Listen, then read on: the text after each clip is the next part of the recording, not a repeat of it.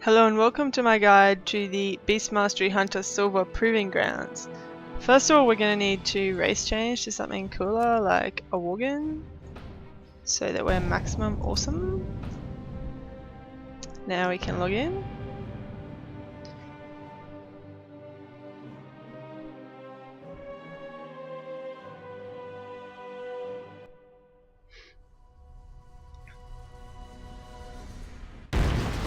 Alrighty. Oh, this won't do. This will not do.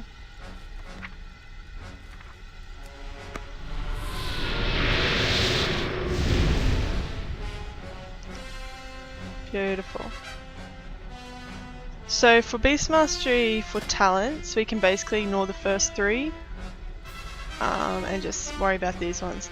So normally you'd be going steady focus, but for this one the fights aren't really long enough, so Thrill of the Hunt is kind of better for us. Same with this, normally Murder of Crows, but most of your targets are like, I don't know, it's just not ideal for us, the amount of focus it costs, and yeah, so just go with Blink Strikes. Barrage is just so much more damage than these two, and normally you'd be going Focusing Shot with Steady Focus, they sort of synergize, but Adaption is better for us here. It's more a single target based talent, and it means we can bring any pet with us. So in this case I brought the dog because he's nice and small, sort of doesn't get in the way. As far as glyphs, I've only gone with Glyph of Pathfinding, which increases the aspect of the cheetah speed by 8%. So we can actually have aspect of the cheetah on the whole time in Proving Grounds because we don't get hit at all. So that is just a free speed boost for us. The other spell I'm keeping on is Trap Launcher, so we can just throw traps across the map. We don't have to worry about placing them where we're standing and that sort of thing. For our pet talents, we're just going with Ferocity. The other two aren't really necessary, we don't need to tank, and this one is just another version of this one basically. Before we start, we're just going to make a quick interrupt macro.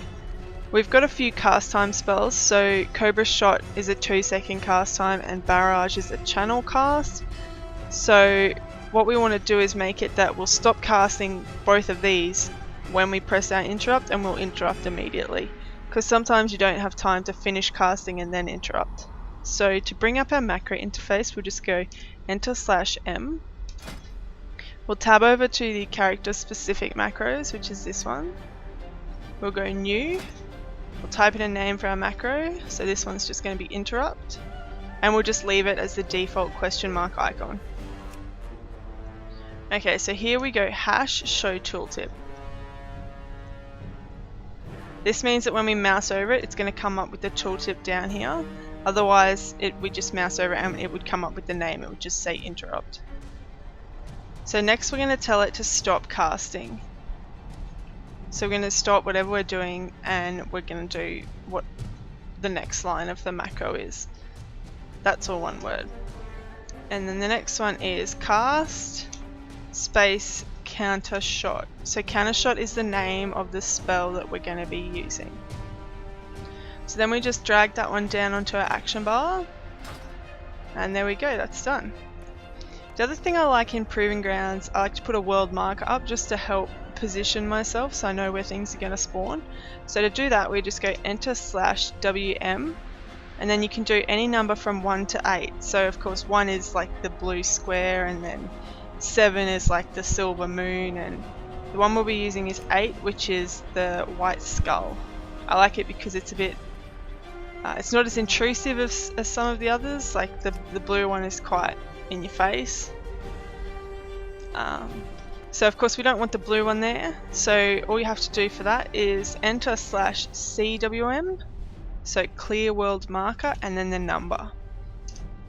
If you want to get rid of all of them, you just do Enter/CWM space all, and that will just clear all of them.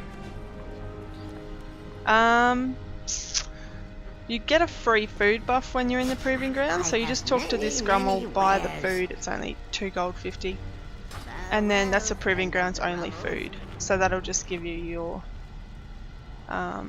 100 in the best stat for you. The enemies we've got in here, we've got the basic slayers, so they just sit there and you just have to kill them. They don't do anything special. We've got the guardians, which are the big Mogu that they have the shield and they rotate, so you have to make sure you're standing behind them. I like to stand on top of them if I can, because then it's quite easy for me to move around them. We've got the varmints, which are the little rat things. Basically they're the AoE mob in here, so you're supposed to use your AoE moves. So for us it's multi-shot or explosive trap. Most times explosive trap is going to take most of them out for us. The next one is amber weavers, so they're of course the mantid that cast the amber globules. If it hits us or it hits an enemy, it will encase them for something like 5 seconds. Don't want it to hit you, so you can drag it back into the actual caster, so you can trap the amber weavers themselves in it. And then we've got the mystic, which is just the lizard that heals, so you just have to use counter shot on it. They do have slightly different names. Some are large, some are small illusionary whatevers. The large ones just have more HP, that's all that means. We've got 2 extra cooldowns down here that I'm not using, but if you find you're struggling on waves a bit, you can use these ones. So we've got Bestial Wrath and Focus Fire. Alrighty, so we're ready to get started. So I'm going to place an explosive trap over here on the left where the Mogu is going to spawn. I'm going to stand on him so I can rotate around him if he moves his shield. We'll attack him first. I'm just going to press V to put my nameplates on so that I can see the enemies a bit easier.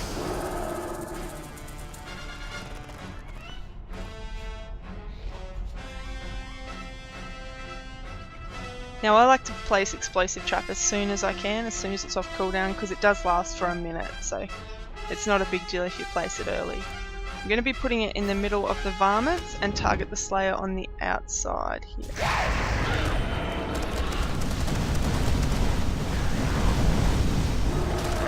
Then multi-shot the rest of the varmints down.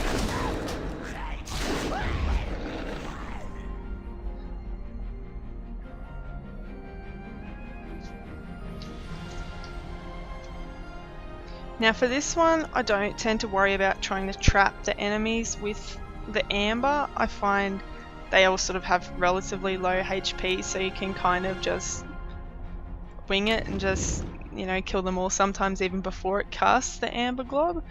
But I like to not target this one in front, just in case it does cast it, then I'm protected and I won't get encased.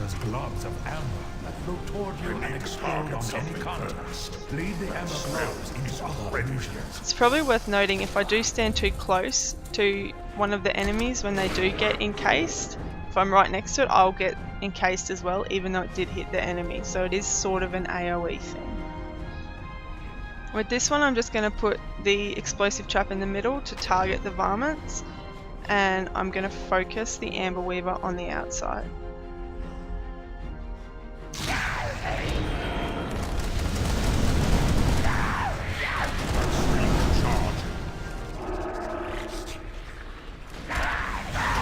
And once again, I just multi-shot those ones down.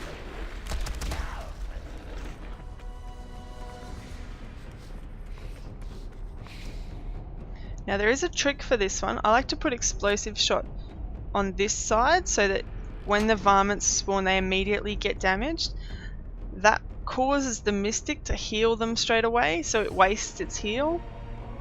It seems to always target the varmints, it will never target itself, so it's just a good way to save your cooldown, because it does normally cast 2 heals that need to be interrupted. So I target it first. Any ally that is significantly wounded, interrupt its healing spells. As you can see, even though it healed the varmint, they're all basically dead, so it's not a big problem for us. Now we just have to watch for its heal to come out. There it is, so we just interrupt that one.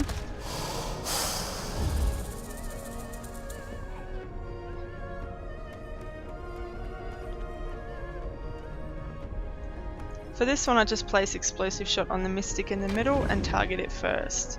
standing on the Mogu.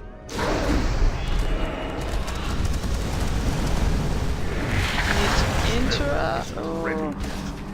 I can't cast that It yet. wasn't off cooldown then, But still charging. but it ended up targeting the Mogu or the lizard, so that wasn't end of the world for us.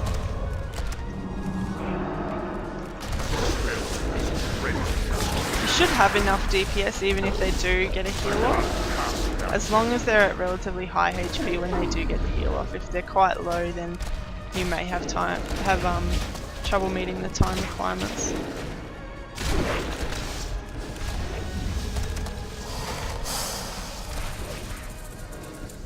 Alright, with this one we get 2 shields, so we get one on this side, one on this side. We get an Amber Weaver in the middle and a Mystic over here. And there's actually 3 varmints, one here, and one here. So if you try and trap the shields without killing the varmints, it's just going to hit the varmints. So you just have to stand down here, trap the Mystic first, and then try and kill these varmints straight away. Ignore the Mystic's first heal, it's just going to be on a varmint. Alrighty, so we'll wait for the Mystic to get trapped and then we'll strafe around to a shield bearer.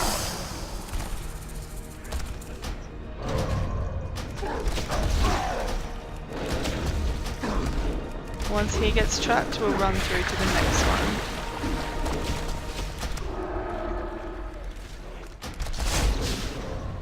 We'll kill the Amber Weaver off because we don't need any more. And then we'll just finish this guy. Ready yet. Now this one's another one where you're a bit tricky and you sort of cheat at it. Don't use barrage until you get 2 encased enemies here. So we're standing between the 3 of them, we put explosive shot in the middle and we watch for their amber here and here.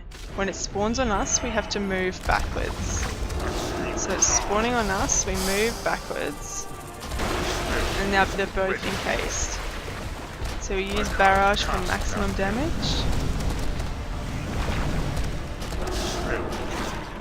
We'll stand behind the Slayer.